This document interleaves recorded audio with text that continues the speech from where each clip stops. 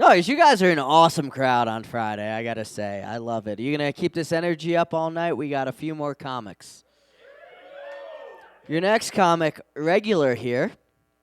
You've probably seen him. You can't miss him. He's always very tie-dyed. Bear Love!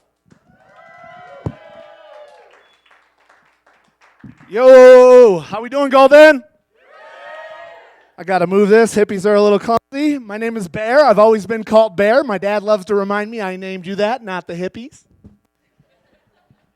And I'm from East Lansing, Michigan. Our school is East Lansing, the Michigan State Spartans.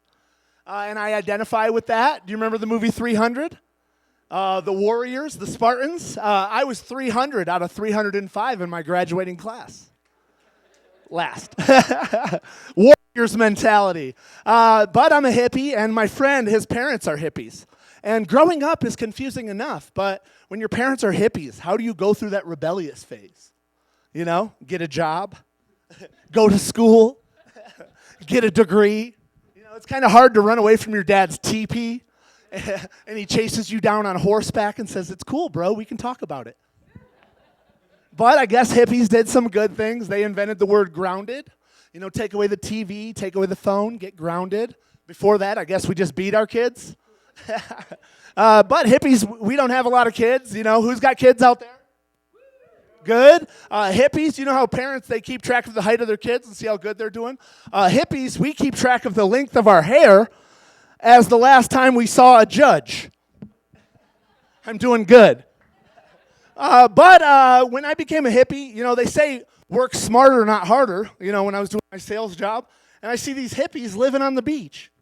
That's pretty smart. And they ain't working hard. So I was like, all right, how can I do the hippie thing a little smarter? I see them stick out their thumb when they're trying to hitchhike. And I was like, okay, well, I want to hitchhike. We were getting out of Texas, trying to go to Pensacola. And I picked up a little sign that I knew would help us in hitchhiking. One side said stop, and the other side said slow down. Very effective way to hitchhike. The police did not like this. And in fact, we were relieved 3 counties later by a police officer who was chasing us for 3 counties, he said. It was a very effective way to travel. And I guess that's where I learned how to tell a joke on my feet, because when you stop somebody's car, you have about 3 seconds to be funny because they know you're not a construction worker now. My name is Bear. I'm going east, and I've never murdered. And I don't plan on starting today. That was my favorite one. So after we got our sign taken, it's me and my cousin. We get out, and there was this guy who picks us up, and he goes, oh, you guys seem cool. I'm a Viper. I was like, is this some weird New Orleans gang? You know, he looked pretty small, though, so I wasn't too worried. But he goes, no, actually, the beatniks who smoked weed, he was a jazz musician out of New Orleans. He goes, the beatniks who smoked weed, we called ourselves Vipers. And he goes, why don't you get out of the glove box? And he goes, I've got Miles Davis's trumpet piece in there, his mouthpiece. And he was using it as a one-hitter marijuana bowl. Jazz was never so alive that night. So our luck got good, and he ends up giving us a ride all the way to Pensacola from New Orleans. So it was a good ride. We got there safe, and I was hitchhiking with my cousin. And he's like, dude, I love these hippies, but I don't know how you guys dance. And as soon as we get out, I'm still saying goodbye to the beatnik guy. And I see my cousin over there at the gas station dancing. And I didn't realize that Florida has fire ants. My cousin still can't dance. But we get down to the beach, and it's just this bohemian-like party down there with all these people with drums, and it's white sandy beach, and there's a bar called The Dock, and they do this thing called Drinking with Lincoln, where for $5 you can drink all night, which if you're living on the beach as a hippie, that's the perfect amount. All day for $5. And so we're down there, and it's beautiful. Work smarter, not harder. I'm living on the beach. But the police are into this. They know what's going on. At 11 o'clock at night, they come and kick all of us hippies off the beach. So we go to, not to the nice hotels along the beach. That's where we eat their continental breakfast. You know, and they've got crab pancakes and everything, all that. Crab omelets, yeah. So after they shoo us out of there, but we would go stay at the cheap hotels, about 15-minute hike away from the beach. And we would sleep on the lawn chairs around the pool. It's Florida. And you've never felt so alive by getting chased in flip-flops and a tie-dye at 2 in the morning from hotel security. And I guess tie-dye looks like camouflage. The only thing it hides you from is employment. But we are talking about working smarter, not harder. Me and my cousins just did not like that 15-minute walk after all of that day drinking. So we said, yeah, hippies, we'll catch up with you. We'll meet you at the lawn chairs. And the only other thing on the beach was a putt-putt, 18 holes, miniature golf. And you know how hole 18's always got like a fancy windmill or something? Well, this one was a cave. And bears love caves. So I slept myself right there on hole 18. And that's my weed pen. And I slept my hole right there on hole 18. And some mornings the balls would come and actually hit us, and we would jump over the fence and jump out. But in my travels, not everybody loves hippies. Cheer if you love hippies.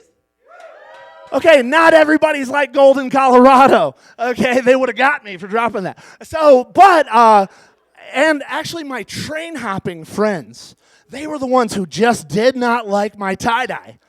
But I was stranded at a music festival because my girlfriend, she was not into the third night of partying, I guess. She wanted to get back to Denver. So I thought she was bluffing about driving back to Denver. I found out the hard way that she was not. So have you ever tried to impress a group full of train hoppers with $20 worth of Steel Reserve? Yeah, that's where I was at. I had $20, and I saw these people in the park that were all dressed like me, but they were drinking Steel Reserve, and I had $20 to my name after this festival. And I get up there, and I'm like, hey, guys. I walked up with $20 worth of it, and they're all talking about, I'm going to hop out of here tonight. I'm going to hop out of here. And I was like, man, I'd like to hop out of my reality right about now, getting left by my girlfriend at this park. And they were talking about freight train hopping. And I knew they don't like to teach this because they don't want to, give it away their secret, because then it wouldn't be a thing everybody could do. So I knew they weren't going to teach me. So I just I was thinking about jumping out of here too. I'm going to San Francisco myself. We were in Oregon. And after enough Steel Reserves, we got up our liquid courage to jump up on the train. We had 11 people and 4 dogs. And I'm not talking Shih Tzus. I'm talking like biggest Shih Tzu. I'm talking shepherds. I'm handing up shepherds. And we were about 100 yards out of the police's view, but I saw a cop drive by us as I'm handing up dogs. But we were just out of the reality of what is really happening. And so we're loading dogs. We get on there. I thought we were getting arrested as soon as we did. But it took about 20 hours to get a 4-hour drive. And we get kind of bored because San Francisco's another 20 hours. And so by the end of the time, we were riding up on top of it and, sitting up. And there's 3 cars that had rebar in it. And so I guess some of the railroad workers saw us, and they called the police. And I didn't know, out of 150 cars, there was only 3 that had rebar. So the police came right up to us, and they said, you 3 come down. There's 11 of us. So our leader, who was this guy named Otter, he goes, 3 of you go down there. And all of us had warrants, so we were like, no. But they said, it's going to get a lot worse if you don't come down.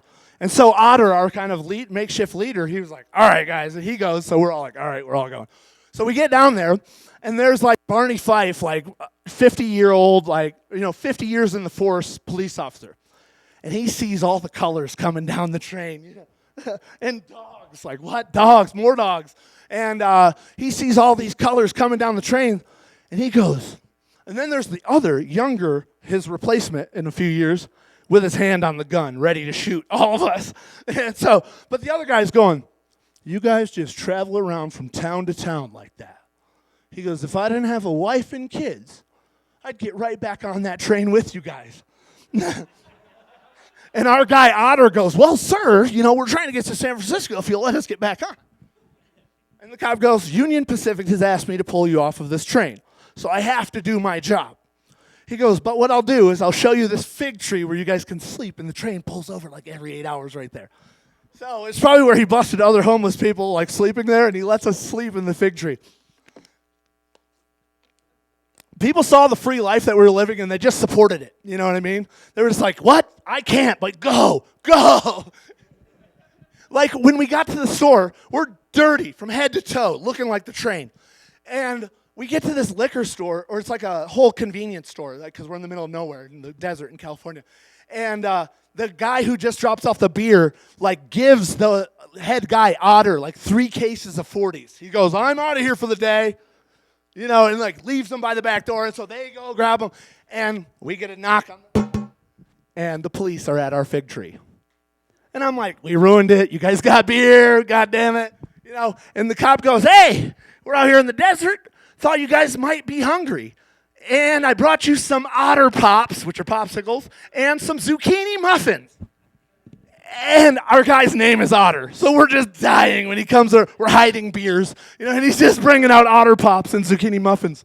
And he goes, my wife made these, and he got them right out of the freezer. They were still cold. And as I was biting into those zucchini muffins, I realized why he wanted to go and pack up all of his things and leave with us. Because those muffins were horrible. Okay, guys, have a good night. We got some good comics tonight.